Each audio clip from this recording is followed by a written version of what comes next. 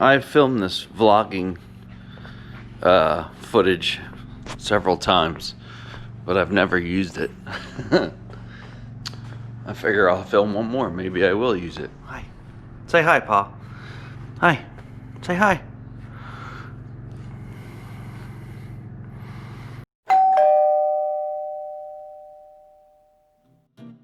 Hi, I'm Chris, and I'm an artist. This is my 1988 Silver Eagle Model 15 bus. 4 years ago, the motor decided to let go on me, and I've been picking away at it ever since.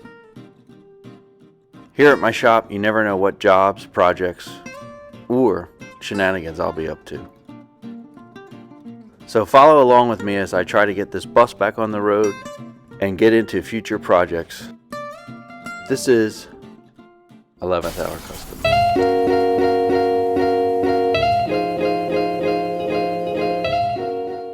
I just finished a painting project of a set of valve covers for a boat. I did like a boat logo project. That got completed and printed. I have a helmet to paint. My main objective is I'm going to figure out another way to pick this engine up and set it in the bus. So I'm going to build a strap that hopefully it doesn't extend any further than this, and I know they stretch. So I'm going to build them a little on the short side so they're closer to the frame. And the reason being is normally I pick it up by the exhaust manifolds and it holds. Now with this new oil line in here that runs to the turbo, the forks will rub right against this going in here, and it'll probably, you know, pinch it, and that's one of the hardest ones to get to once the, you know, with the water pump on and everything. So, and then I'm hoping that with the fork extensions and the straps, I can go straight into the bus in one shot and drop it right over the holes. The two things that were a factor was the pulley and the balancer on the front. They're staying off because they stuck out to like here. So this way I can get in a little closer. And of course I'm limited to the overhead space with the boom on the forks. Like, you know, that'll hit the top of the bus. But with the extensions on, that'll buy me another like 2 foot. So this is the segment on the straps. So what I plan on doing is making a set of straps that I want to strap right here and right through here. So they'll be double sewn, and then I'm going to put leather over there, and I may put leather up here. I'm not sure. All the stress is going to be on these two here. So we got a 25-inch loop, which I'm going to verify after this. The key is getting it on the forks after it's through here. So the tighter the better. See how it bends. So that's kind of the game plan, is right there, and then have a loop. It's going to be tight. Okay, so I'm going to make those 2 straps now, and we'll go over to the table and we'll lay everything out. And I'm going to start sewing them together minus the leather, and we'll see how that works, and then we'll see how they fit over the forks. We'll measure from the center out for the beam for the loop ends. So this is how my brain is working it. I'm not saying it's correct, but let me get me yardstick. One thing I learned about sewing straps is you got to watch melting the ends. If you melt too far and you don't use expendable material, it'll break wherever you melted it. So it ruins the infrastructure. We're going to find the middle of the strap, and we're going to sew these basically like this. So we'll sew this one up, and at some point we're going to test it with the forklift too. I'll pick it up, see how that works out. I would like to put the frame support between the 2 rails. So maybe, if anything, I'll pick it up and then re-block the motor with the straps and see how it holds. And we'll see how far it stretches. Okay, so I got like a 1/4 of a hide here. So we could probably make them out of what we got here. 2 inches. So we can get a little shorter than 2. That'll work right there. And then we'll split this in half. And then that'll be the overlap. So maybe I'll get the edge beveler out too, and I'll edge bevel these. There's two. What's up, Bubs?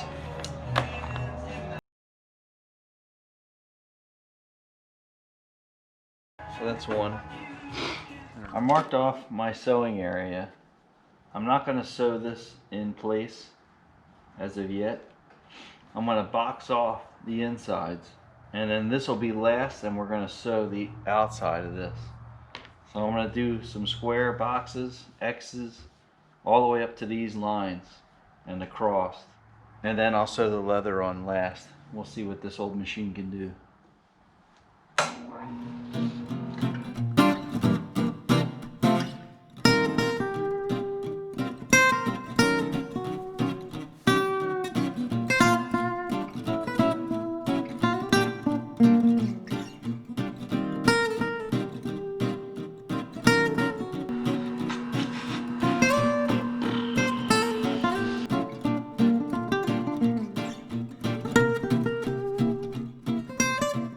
We're going to tie these off under the leather here, and then sew the leather on like this on each side, and that'll be a strap. Hopefully that holds. This will be the ultimate test of my sewing skills. And pick the engine up. That'll be our OSHA test. Like I said, the only thing is like, see this? That's a weak point. So that's what the leather's for. We're gonna get rid of that with this. Fun with sewing. We go nice and easy in case the needle breaks.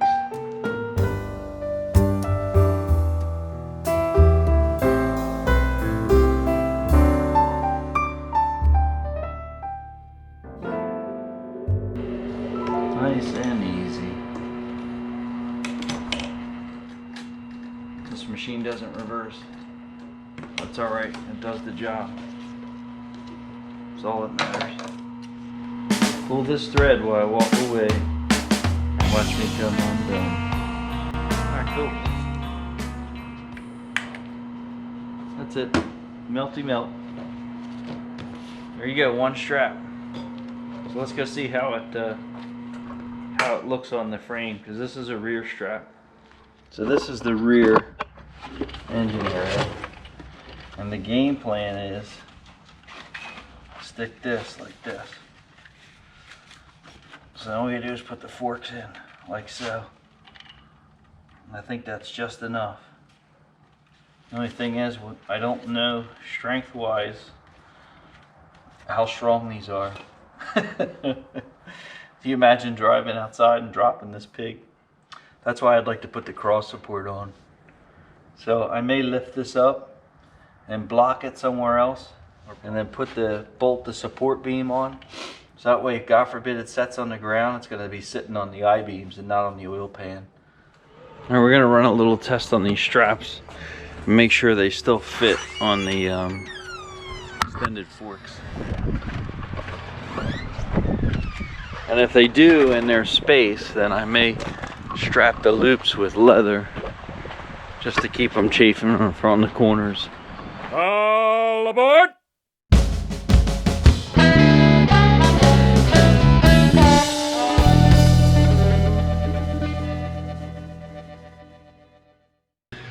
So as of right now, I have 4 straps made, 2 rears, 2 fronts. The fronts are a little bit longer. I just want to make sure I can make the drive from in here to outside. So this is a piece of leather, pretty old piece of leather, but it's just going to be a chafe protector. Let's see how this goes. This is what I call reversing.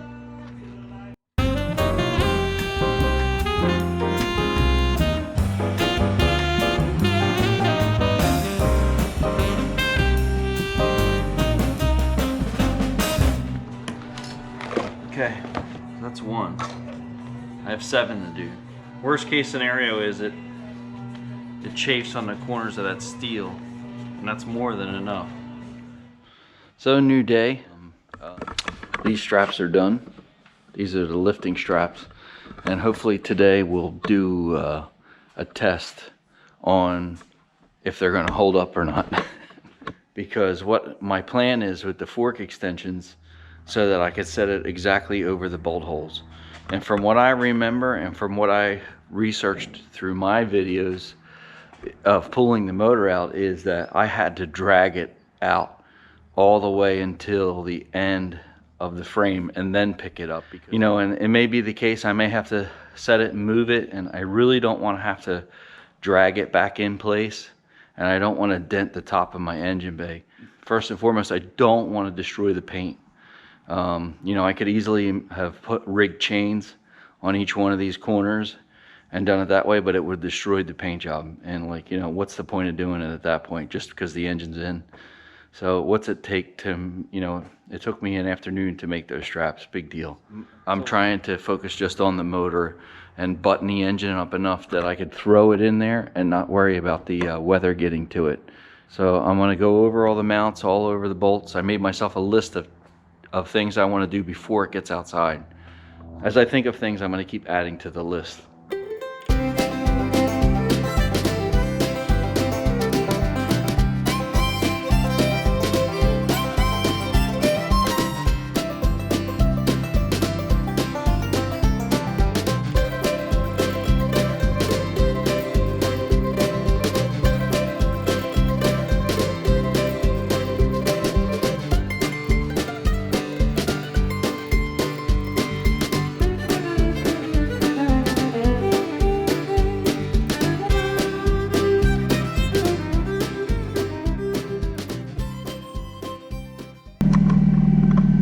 We got. So I have pretty good confidence that we could put this in the bus like that and reach all the way to the back. Today I'm going to climb under there and bolt this subframe connector. This is the back side towards the bell housing, and this goes in the front, and that keeps the two beams like in a cradle, so that it's a little more secure. I had taken this off on the bus when it was still, the motor was in, so that I could pull the oil pan off, thinking that there was a way to salvage what I had. And you know, obviously it can go on at this point, and when I put the motor in, it'll be nice, secure, and square. There's really no adjustment. Well, there's a little adjustment on this side, but I think that's for forward and back, but it goes where it goes. So it's basically a huge support and like a skid plate. So this is going to go in, so God forbid these straps do fail and the motor falls on the ground. Well, for one, it'll make for great video, and two, this subframe should hold it from smashing the oil pan completely in. I'm looking for the subframe bolts. This hand cart here has all my bagged bolts from when I took the bus apart. So everything is together and labeled. These are bell housing bolts. Those are we need to set aside.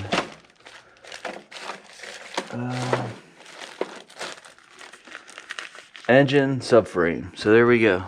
So now the key is we'll throw these in the parts washer, and they actually look like brand new bolts.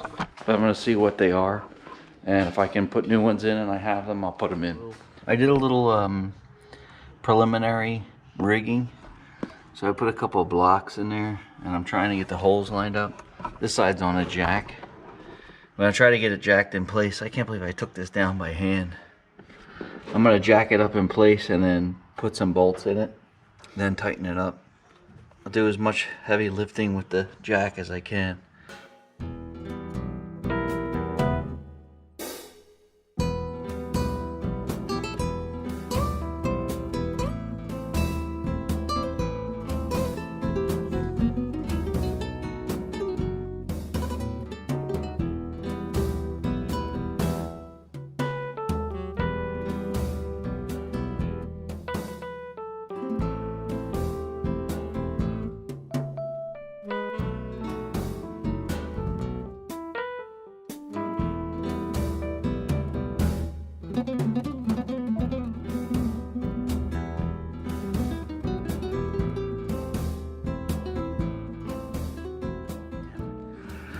Oh, it's in there.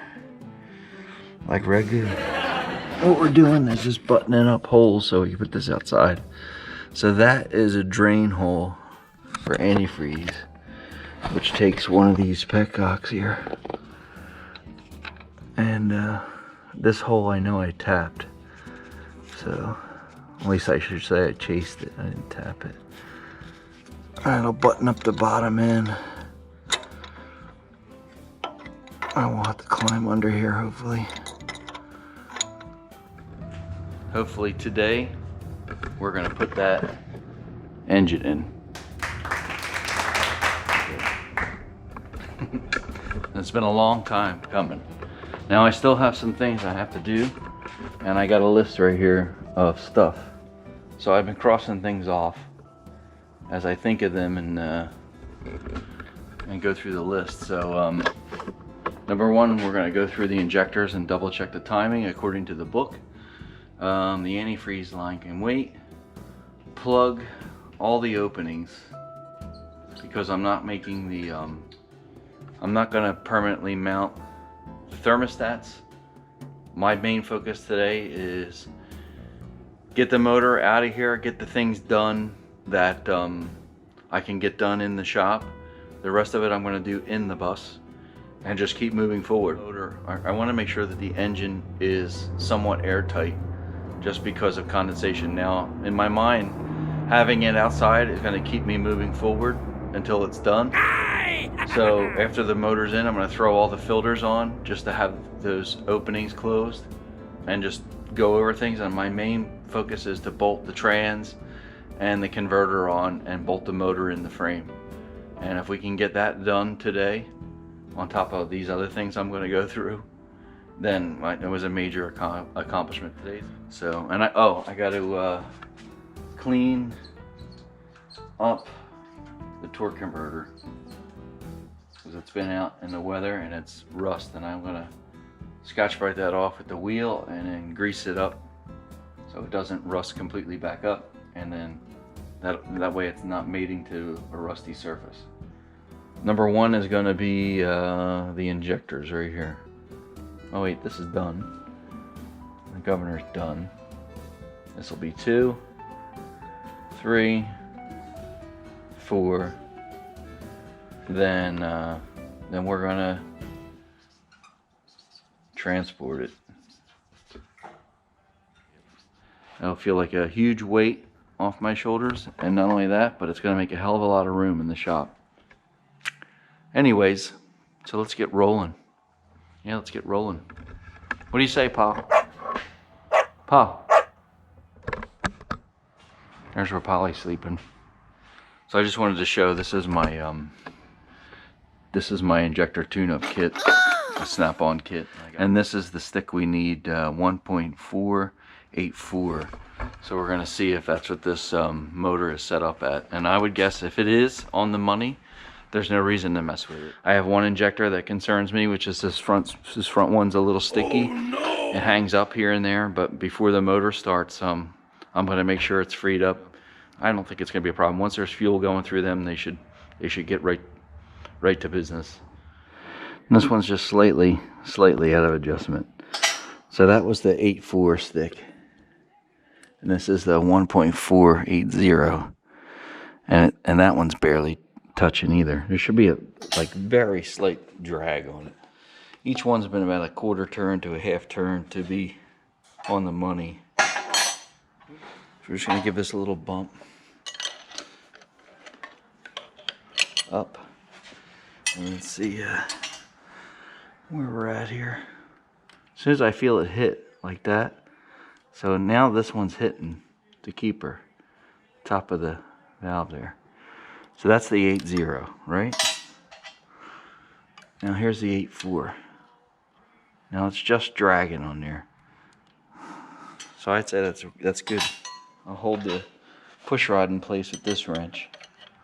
Then I take my bent snap-on wrench and just give it a lock in place without anything moving. Get a little bit of a turn on it. Okay, so that's tight. And then I'll put the timing stick back in. There we go again. 8.4 right here. 1.484. Just missing that. Let's check the 8.0. Now that one, it's hitting. I could feel it hitting the side. Alright, so we're somewhere between 8.0 and 8.4. I think that's better than what we were at. So let's call that done.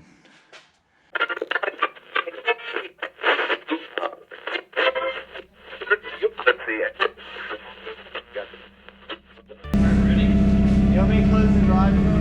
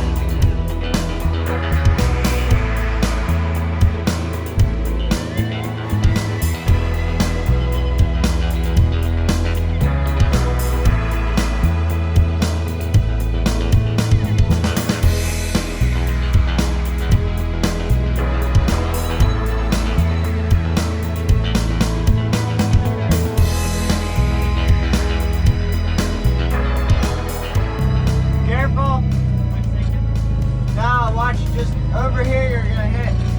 You look pretty good. I'll go check.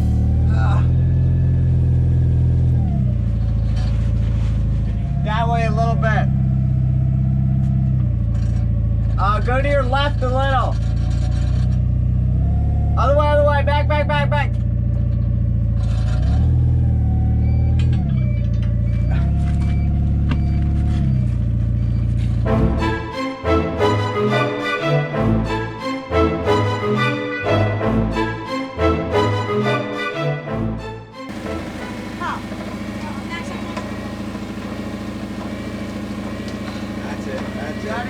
That's it. A little bit to the left. Go back up. Go back up. Go straight. You got like 3 inches till the bolt holes are lined up. Oh wait. Slip it in. You're hitting the back over there. It's tight. I don't remember it being that tight. Dad.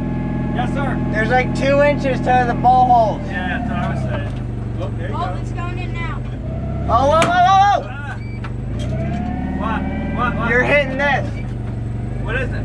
I don't know. It's a big. Not an air dryer to break anything? I don't think so. We gotta move the forks? Yeah, we're gonna have to move them back. Okay.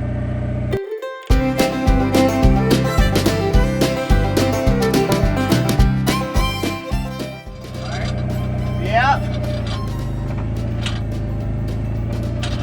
Yep, you're good. Whoa. What? The transmission's moving. Okay. Oh, whoa, it's about to fall off. Hold on, let me move the wood block. Yeah, for the bottom. These are like almost lined up. Like go forward like a little bit and they'll be fine. Because the front's got to come up too. We're have to get the other jack. Let's just get the motor in position, right? Alright. And then we'll adjust the transmission. So I'll get out of here? Yeah, get out of there. Ready? Yep. Do you mean the big one right like by Doesn't the... matter, just drop it in a hole. A little more and this is in. Keep going. Oh, Back up a little. back a little bit. Okay, a little more. Okay, mine's in. Mine's not. I'm not lined up. Alright. You gotta lift the forks a little. Tilt back. Max, give me that one over here. Where's yours, Max? Yeah, I just gave you the top right here. Here. give me a washer too. Alright. What? Careful, don't mess the threads up. If it's not going in, just wait. Okay, I got both mine in the back end. So I tried telling him. I only wanted one in each corner.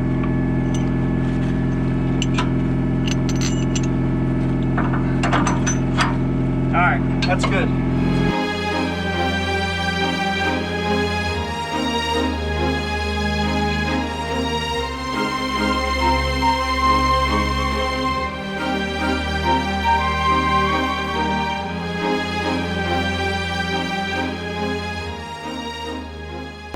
My straps work.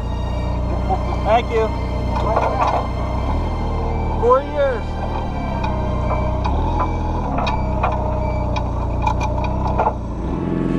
Not, don't shoot at my face. Just pour a little on the frame rail or something on that. Here, I'll give it to you. You want me a pot of it? Here. Dr. Bob? Yeah. This is for good luck.